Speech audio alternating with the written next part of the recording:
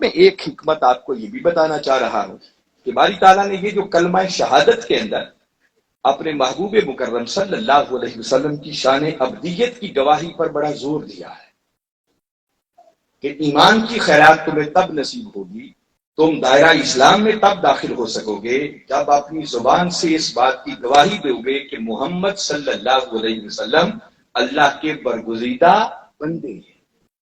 یہ جو اس بندگی کی گواہی پر زور دیا نا، معلوم نہیں ہے حقائق اس کے پیچھے کیا کیا اللہ کی وہ اسباب تھے، ریزنز تھی کہ جو باری تعالیٰ نے اس پر اتنا زور رکھا، مگر ایک سبب آپ کو سمجھانا چاہ رہا ہوں۔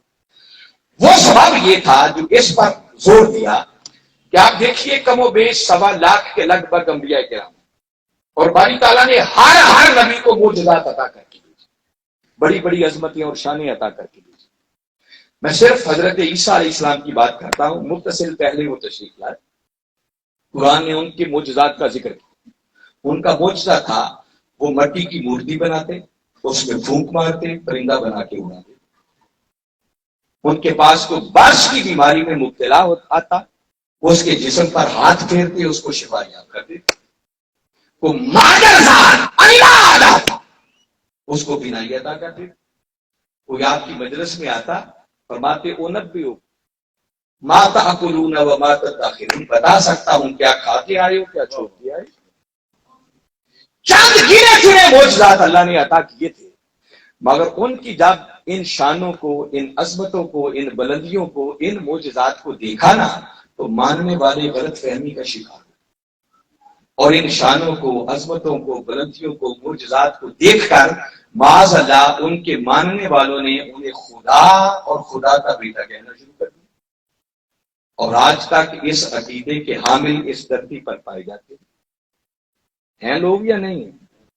اور عیسیٰ علیہ السلام کو تو جو کچھ ملا تھا وہ مصطفیٰ کے قدموں کا صدقہ تھا۔ اللہ نے اپنے محبوب کو معجزات کو کیا، ان کی ذات کو سراپا معجزہ بنا کے بھیجا۔ آپ کا اٹھنا، آپ کا بیٹھنا، آپ کا چلنا، آپ کا پھرنا، آپ کا گفتگو کرنا، ہر عمل وہ سراپا معجزہ۔ چاند کو توڑ دیتے، سورج کو موڑ دیتے، درخت قدموں میں سجدے کرتے، پتھر کلمہ پڑھنا شروع کر دیتے۔ ایک پیالہ دودھ کا ہوتا، 70 سے آبائی کرام پی جاتے، دودھ کا پیالہ پھر بھی ختم نہیں ہوتا۔ ایک لوٹا پانی کا ہوتا، 1400 سے آبائی کرام وضو کر جاتے، غسل کر جاتے، جانوروں کو پلا دیتے، وہ لوٹا پانی کا ختم ہی نہیں ہوتا۔ الگ چیپٹر ہے کہ معجزات ہی بیان کرتا چلا۔ میں نے بتایا آپ کی ذات کو اللہ نے سراپا معجزہ بنا کر بھیجا۔ تو بھائی جن نبیوں کو چند معجزات ملے، ان کے ماننے والے ان چند شانوں کو دیکھ کر غلط فہمیوں کا شکار ہوئے، خدا کہنا شروع کر دیا، خدا کے بیٹے بنا دیا، شرک میں مبتلا ہو گئے۔ تو ڈر تھا جس محبوب کو سراپا معجزہ بنا کے بھیجا ہے، کہیں ان کے ماننے والے نسبتوں کو دیکھ کر غلط فہمی کا شکار نہ ہو جائے۔ پھر تو مولا نے اپنے محبوب کی امت پر کرم ایسا ادا کیا جس کلمے کے اندر ہی اس بات کی اصلاح بھی کر فرمایا، ہاں میرے محبوب کے امتیوں سن لو، جس نبی کو جو کچھ ملا میرے مصطفیٰ کے قدموں کی خیرات تھی، اور میرا مصطفیٰ تو سراپا معجزہ بن کر آیا ہے۔ فرمایا ساری شانیں بجا، ساری عظمتیں بجا، مگر ان ساری شانوں کے باوجود میرا مصطفیٰ خدا نہیں ہے بلکہ خدا کا برگزیدہ بندہ ہے، تاکہ کسی غلط فہمی کا شکار نہ ہو۔ یہ کرم کیا اللہ نے اپنے محبوب کی امت پر، کیونکہ پیار تھا نا، تو فرمایا ان کو شرک میں مبتلا نہیں ہونے دیا، اس غلط فہمی سے بھی بچا لیا، مگر شان اتنی اونچی عطا کی، فرمایا تمہیں بھی اب چونکہ اس لیے میں نے پیدا کیا ہے کہ تم بھی میرے بندے بنو۔ کیا بنو؟ یہ آخری بات کر کے ایمان افروز بات ہے، اگر آپ کو میں سمجھانے میں کامیاب ہو گیا تو آپ کے ایمانوں پر بہار آ جائے گی اور سمجھ آ جائے گی آقا کی شان ابدیت۔ فرمایا تمہاری تخلیق کا مقصد یہ ہے کہ اب تم بھی میرے بندے ہو۔ آیت میں سورہ زاریات کی پڑھ چکا، اور اللہ نے یہ بات سمجھانے کے لیے کہ کیسے بندہ بنا جاتا ہے، کم و بیش 1.25 کے لگ بھگ اس نے انبیاء کرام کی شکل میں بندگی کے ماڈل اور نمونے بھیجے، حتیٰ کہ پہلا انسان جو اس دھرتی پر آیا حضرت آدم علیہ السلام اللہ نے ان کو باقاعدہ نبی بنا کر بھیجا اور ان کے سر پر بندگی کا تاج رکھا۔ ہماری رہنمائی کا سامان اس نے پہلے کیا، ہمیں بعد میں بھیجا تاکہ آنے والوں کو پتہ چلتا رہے کہ حقیقت میں میرے بندے کیسے ہوتے ہیں۔ حضرت نوح علیہ السلام کو بھیجا، حضرت ابراہیم علیہ السلام کو بھیجا، حضرت اسحاق کو بھیجا، حضرت اسماعیل کو بھیجا، حضرت یعقوب کو بھیجا، حضرت یوسف کو بھیجا، حضرت لوط، حضرت شعیب، حضرت سلیمان، حضرت موسیٰ، حضرت ہارون، حضرت عیسیٰ، کم بیش 1.25 لاکھ کے لگ بھگ اللہ باری تعالیٰ نے بندگی کے ماڈل اور نمونے بھیجے تاکہ لوگوں کو سمجھ آئے کہ جو بندہ بننے کے لیے میں نے ان کو پیدا کیا ہے کہ ان کو سمجھ بھی تو آئی نا کہ بندے ہوتے کیسے۔ اور میں نے بتایا کہ باری تعالیٰ نے ہر نبی کے سر پر بندگی کا تاج رکھا۔ جب سارے بندگی کے ماڈل اور نمونے آتے تھے تو باری تعالیٰ نے سب کے اینڈ میں اس ہستی کو بھیجا کہ جس سے پڑھ کر اس کے کارخانہ قدرت میں کوئی اور بندگی کا ماڈل تھا، اور اس نے اپنے محبوب محمد مصطفیٰ صلی اللہ علیہ وسلم کو بہتر بشریت میں بھیجا اور بھیج کر ہمیں متوجہ کر کے فرمایا لقد کان لکم فی رسول اللہ اسوۃ حسنہ۔ لوگوں اب میں نے بندگی کا آخری ماڈل اور نمونہ بھیج دیا ہے، بس میرے مصطفیٰ کو تاکتے چلے جاؤ اور ان کی سیرت کے رنگ میں خود کو رنگ کر اپنی دنیا بھی سنوارتے چلے جاؤ اور اپنی آخرت بھی سنوارتے۔ جو ان کے رنگ میں خود کو رنگ دے گا بس سمجھو اس نے میری بندگی کا حق ادا کر دیا۔ اب یہ بات جو سمجھانا چاہ رہا ہوں آج قرآن سے آپ کو ایک اور اینگل سے بتانا چاہتا ہوں، یہ ہے آقا کی سب سے بڑی شان۔ اب یاد رکھیں قیامت تک کوئی شخص خدا کا بندہ بن ہی نہیں سکتا جب تک کہ وہ پہلے مصطفیٰ کا غلام نہ بنے۔ یہ آقا کی شان ابدیت کا کمال ہے کہ ایسے آپ اللہ کے بندے بنے کہ اب کوئی بندہ نہیں بن سکتا جب تک کہ پہلے وہ آپ کا بندہ نہ بنے، آپ کی غلامی کا پٹا گلے میں نہ ڈالے۔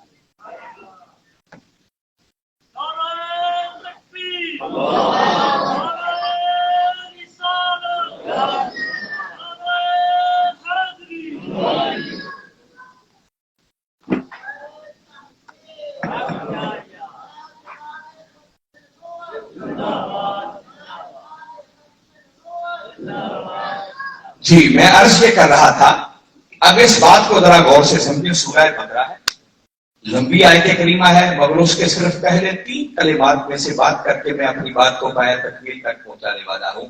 مگر یہ بات سمجھنے کے لیے جسے کہتے ہیں نا ہمہ تن گوش، آپ کا پورا جسم کان بن جائے، یوں سنیں گے تو بات آپ کو سمجھ آئے گی، ورنہ کچھ بعید نہیں ہے کہ بات آپ کے سروں سے گزر جائے، مگر ہے اللہ کا قرآن۔ باری تعالیٰ نے ارشاد فرمایا اذا سألک عبادی انی فانی قریب اجیب دعوت الداعی اذا دعان، الی آخر الآیہ۔ آیت کریمہ آگے چل رہی ہے مگر میں نے بتایا صرف پہلے 3 کلمات پر آپ کی توجہ۔ سب سے پہلا کلمہ ہے اذا، اور اذا کا معنی ہوتا ہے جب۔ دوسرا کلمہ ہے سأل، اس کا معنی ہے وہ سوال۔ دونوں کو ملا لیں تو اذا سأل کیا معنی بنا؟ جب وہ سوال کرے۔ کون سوال کرے؟ سوال کرنے والے کا ذکر بعد میں آ رہا ہے، عبادی میرا بندہ، مگر باری تعالیٰ نے اسے اپنا بندہ کہنے سے پہلے درمیان میں ایک حرف رکھا ہے کا، مخاطب کی ضمیر ہے اور اشارہ ہے تاجدار کائنات صلی اللہ علیہ وسلم۔ آیت کی ترتیب یہ ہے، فرمایا اذا سأل کا، اور پھر اس کے بعد ہے عبادی، تو کا پہلے رکھا ہے، فرمایا اذا سأل کا، آقا کی طرف اشارہ ہے۔ اور باری تعالیٰ اپنے محبوب مکرم صلی اللہ علیہ وسلم سے فرما رہے ہیں کہ اے میرے محبوب مکرم جب وہ سوال کرے آپ سے، کیا معنی ہے اس کا؟ جب وہ سوال کرے سأل کا، آپ سے سوال کرے، کون؟ عبادی میرا بندہ۔ یعنی باری تعالیٰ نے اپنے محبوب مکرم صلی اللہ علیہ وسلم کی بارگاہ اقدس میں سوال کرنے کو پہلے رکھا اور اسے اپنا بندہ بعد میں کہا. ایک ناقص عقل سوال کر دیا کہ مولا کتنا اچھا ہوتا تو اسے اپنا بندہ پہلے کہہ دیتا. جملہ یوں بنتا کہ محبوب جب میرا بندہ آپ سے سوال کرے. عربی میں بھی ایسا کرنا ممکن تھا مگر اس نے ایسا نہیں کیا. اس نے اپنے محبوب کی بارگاہ میں سوال کرنے کو پہلے رکھا اور اسے اپنا بندہ بعد میں کہا. اور اللہ کا کوئی کام بھی حکمت سے خالی نہیں ہوتا. باری تعالیٰ اس کے اندر در حقیقت ہمیں بندگی کا راز سمجھانا چاہتے ہیں کہ اب تم میرے بندے بننا چاہتے ہو تو کیسے بن سکتے. مولا وہ راز کیا ہے؟ فرمایا تم نے دیکھا نہیں کہ میں نے اپنے محبوب کی بارگاہ اقدس میں سوال کرنے کو پہلے رکھا ہے اور تمہیں اپنا بندہ بعد میں کہا ہے. تو مولا راز کیا ہے؟ فرمایا کہ جو محبوب کی بارگاہ میں سوال کرنے کو پہلے رکھا ہے تو معلوم ہے سوال کرنے والے کو کیا کہتے ہیں؟ سائل. کیا کہتے ہیں؟ اسی سائل کو سادہ لفظوں میں کہتے ہیں سوالی. کیا کہتے ہیں؟ سوالی کہاں آ کے کھڑا ہوتا ہے؟ دروازے کی دہلیز پر منگتا بن کر, بھکاری بن کر. اب سنو من کے کانوں سے قرآن کیا کہہ رہا ہے, خدا کیا فرما رہا ہے. فرمایا اذا سألک, محبوب جب وہ سوال کرے آپ سے, محبوب جب وہ تیرے در کا سائل بن جائے, پیارے جب وہ تیرے در کا سوالی بن جائے, پیارے جب وہ تیرے در کا منگتا بن جائے, جب وہ تیرے در کی دہلیز پر آ جائے, پیارے جب وہ تیرے در کا سخت بن جائے, تو فرمایا عبادی, پس اس نے میری بندگی کا حق ادا کیا. باری تعالیٰ اعلان کر رہے ہیں کہ لوگوں میں اپنا بندہ اسے کہتا ہوں جو پہلے در مصطفیٰ کا سوال کرتا. گویا قیامت تک کے لیے آگے اصول دے دیا, آؤ جو خدا کا بندہ بننا چاہتا ہے پہلے مصطفیٰ کے در کا صد بننا سیکھے, پہلے مصطفیٰ کے در کا غلام بننا سیکھے. فرمایا جو جتنا میرا مصطفیٰ کے در کی غلامی کو پکا کرتا چلا جاتا ہے بس وہ اتنا ہی خدا کا بندہ بنتا چلا جاتا ہے. قربان جائیں تاجدار کائنات صلی اللہ علیہ وسلم کی عظمت پر, شان پر. ارے شمار بندوں میں ہے مگر بندوں میں سے ایسا بندہ کہ تب تک کوئی خدا کا بندہ بن ہی نہیں سکتا جب تک کوئی پہلے ان کی غلامی کا پٹا اپنے گلے میں نہ ڈال دے. اور غلامی کا پٹا ڈالنا کیا ہے؟ وہ فقط یہ نہیں ہے کہ سال بعد میلاد کا مہینہ آیا تو گھر کو جھنڈیوں سے سجا لیا, لائٹنگ کر لی, سال بعد میلاد کا ایک جلسہ کر لیا, لوگوں میں لنگر بانٹ دیا. غلامی صرف اس چیز کا نام نہیں ہے. فرمایا اگر میرے بندے بننا چاہتے ہو در مصطفیٰ کا غلام بننا ہوگا. اور غلامی کا معنی یہ ہے کہ میرے مصطفیٰ کی آمد کے جشن بھی کرو, گلیاں بھی سجاؤ, بازار بھی سجاؤ, جلوس بھی نکالو, مٹھائیاں بھی بانٹو, ہر طرف مصطفیٰ کی آمد کی دھوم مچاؤ. مگر یہ ساری دھوم مچانے کے بعد ربیع الاول گزرے تو پھر ایسا نہ ہو کہ رسول اپنے گھر اور تم اپنے گھر. نہیں, اب جس مقصد کے لیے تمہیں پیدا کیا ہے اور میں نے تمہیں اپنا محبوب عطا کر دیا ہے, اب بندگی کا حق تب ادا ہوگا کہ خود کو میرے مصطفیٰ کی سیرت کے رنگ میں رنگ, پھر ان کے نقش قدم پر چلنا, پھر ان کی محبت اور عشق کے چراغ سینے میں جلا کر اپنے تن پر سیرت مصطفیٰ کا پہرا, میرے مصطفیٰ کے قدموں کے نشانوں کو اپنا قبلہ اور کعبہ بنانا. فرمایا جو جتنا میرے مصطفیٰ کی غلامی ان کے نقش قدم پر چلنے کو پکا کرتا چلا جائے گا, میں خدا اس بندے کو اپنا محبوب بنانا چلا جائے گا. اور میں اعلان کروں گا کہ ہاں یہ وہ شخص ہے جس نے میرے مصطفیٰ کی غلامی کا حق ادا کیا. دیکھو ایسے میرے بندے ہوا کرتے ہیں. حاضرین مکرم, یہ المیہ ہے کہ ہم کیا کرتے ہیں, ساری رات میلاد کے جلسے کرتے ہیں مگر صبح اٹھ کر فجر کی نماز بھی کھولتے. ظلم ہے, زیادتی ہے. یہ کیسا کمری والے آقا سے رشتہ ہے, کیسا تعلق ہے, کیسی غلامی کا پتہ گلے میں ڈالتی ہے, کیسی محبت اور عشق کا دعویٰ ہے کہ بعد سال میں ایک بار بیٹھ کے نہتے پڑی, اس کے بعد پھر رسول اپنے گھر ہم اپنے گھر جلسے کر لیے, چھڑیاں لگا لی, سب وقت ہو گیا, مگر صبح اٹھ کر لوگوں کا حق بھی مانا, جھوٹ بھی بولا, لوگوں کے ساتھ فراڈ بھی کیا، رشتہ داروں کے حقوق مارتے رہے، لوگوں کو تنگ کرتے رہے، بددیان تھی، کام تو وہ آقا اس لیے تو نہیں آئے۔ باری تعالیٰ نے تو بھیج کر فرمایا لوگوں میں نے بہت بڑا احسان کیا، تمہیں اپنا محبوب ادا کر دیا، مگر آگے اس نعمت کا شکرانہ تب ادا ہوگا کہ بس میرے مصطفیٰ کو طاقتیں دینے جاؤ اور ان کی سیرت کے رنگ میں خود کو رنگ کر اپنی دنیا بھی سنوار کے چلے جاؤ، اپنی آخرت بھی سنوار۔ میرا بندہ بننے کا حل صرف ایک ہے۔ بس آخری جملہ کہہ رہا ہوں، بڑی توجہ اور دھیان سے سن لیں۔ جب بدبخت لوگ کوئی میرے آقا کی ناموس پر حملہ کرتا ہے نا، وہ ہم بڑے سیکھ پا ہو جاتے ہیں، احتجاج کرتے ہیں، جلوس نکالتے ہیں، اپنی عمارتیں توڑ دیتے ہیں، اپنا ملک کا نقصان کرتے ہیں۔ ٹھیک ہے، احتجاج کا ایک طریقہ ہے۔ جب بھی آقا کی ناموس پر حملہ ہوگا تو آقا کو غلام تو سب کچھ قربان کرنے کے لیے تیار ہو، مگر اس کے ساتھ ساتھ کبھی ہم نے اس بات پر غور نہیں کیا، دھیان نہیں کیا، سوچا نہیں ہے کہ یہ تو ہر روز ہم بدعمالیاں کرتے ہیں، ہماری ان بدعمالیوں کی وجہ سے آقا کی ناموس پر کتنا حرف ہوتا ہے۔ یہ جو غیر مسلم کافر ہے نا، یاد رکھیں وہ اسلام کو پڑھتے کم ہیں، ہمیں دیکھتے زیادہ ہیں۔ جو کچھ ہم کرتے ہیں نا وہ ہمیں دیکھ کر سمجھتے ہیں کہ معاذ اللہ شاید ان کا دین ان کو یہی سکھاتا، معاذ اللہ شاید ان کا پیغمبر ان کو یہی تعلیم دے کے گیا تھا۔ وہ جو یورپ میں خاکے بنے تھے نا، نیٹ پہ موجود ہیں، ان بدبختوں نے کیا کیا تھا؟ وہ تو انسانی ایمانی غیرت اتنی اجازت نہیں دیتی کہ وہ بندہ دیکھ نہیں سکے۔ میں تو بڑے آداب کو منحوظ خاطر رکھتے ہوئے یہ بات سمجھانے کے لیے کیا ہے، ان بدبختوں نے تاجدار کائنات صلی اللہ علیہ وسلم کی شبیہ مبارک بنائی، جیسے ایک مسلمان کا پوسٹر ہوتا اسی طرح کا ڈریس، چہرے پہ داڑھی، سر پہ امامہ، اور امامے کے اندر ایک بم رکھا ہوا دکھایا۔ وہ دہشت گردی کی لہر ان دنوں میں بڑی عروج پر تھی نا پاکستان کے اندر، تو یہ خاکہ بنا کر در حقیقت وہ کہنا یہ چاہ رہے تھے کہ معاذ اللہ مسلمان دہشت گرد ہیں، ان کا دین دہشت گردی کی تعلیم انہیں دیتا ہے، اور معاذ اللہ استغفر اللہ ان کے نبی وہ سب سے بڑے دہشت گرد۔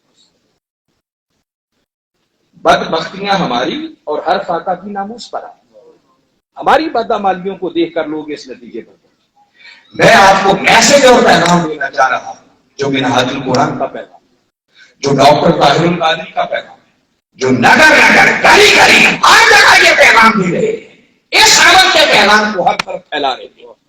ان کا کہنا یہ ہے کہ لوگوں، ہاں آقا کی ناموس کی خاطر مومن سب کچھ قربان کرنا چاہتا ہے، کرنا چاہیے، مگر آقا کا اگر میراث اور ان کی غلامی کا حق ادا کرنا چاہتے ہیں تو حق تب ادا ہوگا کہ ہم آقا کی سیرت طیبہ کے رنگ میں خود کو رنگ کر کم از کم اتنے کو سمجھ جائیں، اتنے کو اچھے ہو جائیں کہ جو دیکھے بے ساختہ اس کی زبان سے نکلے کہ جس نبی کے غلام اتنے اچھے ہیں وہ نبی خود کتنی شاندار۔ پھر حق ادا ہوتا ہے غلام۔ ہم اپنے 6 فٹ کے جسم پر آقا کے لائے ہوئے دین کو نافذ کرنے کے لیے تیار ہیں۔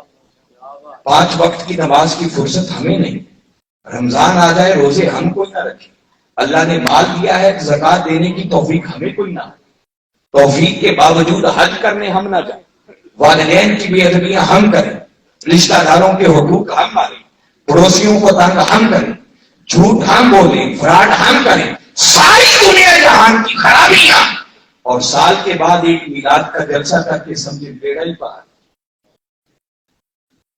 ٹھیک ہے میلاد بڑی برکت والی ہوگا، مگر ایسا میلاد ادھورا میلاد ہے۔ میلاد پورا کب ہوگا کہ آقا کی آمد کے جشن بھی بنائے، مگر اس آمد کے نتیجے میں جو آقا کی سیرت طیبہ ملی، جو آقا دین اسلام لے کر آئے، اس سیرت طیبہ کے رنگ میں خود کو رنگے اور اپنی دنیا بھی سنواریں اور اپنی آخرت کو بھی سنواریں، تب جا کر میلاد پورا ہوگا۔ منہاج القرآن کا پیغام یہ ہے کہ لوگوں آؤ اپنے دلوں کے اندر کمی والے آقا کی محبت اور عشق کے چراغ جلاؤ کہ اللہ نے ان کو کتنا عظیم بنا کے بھیجا، کیسی عظمتوں والا بنا کے بھیجا، کیسی کیسی شانیں ادا کر کے بھیجا، اور پھر تن پر ان کی سیرت کا پہرا بٹھاؤ تاکہ اعمال اور جب تک دونوں چیزیں جمع نہیں ہوں گی تب تک کسی کو حقیقی کامیابی میسر.